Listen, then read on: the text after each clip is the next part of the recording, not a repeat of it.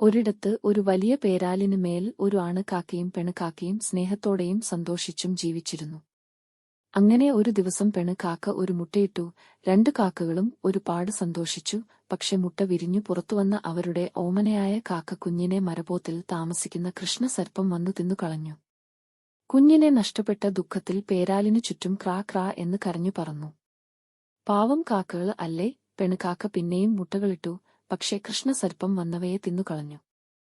കാക്കകൾ അവരുടെ ഉറ്റ ചങ്ങാതിയായ കുറുക്കനെ കാട്ടിൽ പോയി കണ്ടു. കുറുക്കൻ പറഞ്ഞു, കൂട്ടുകാരെ, ഭീകരനായ കൃഷ്ണസർപ്പത്തെ കൊല്ലാന് നമ്മളെ കൊണ്ടാവില്ല.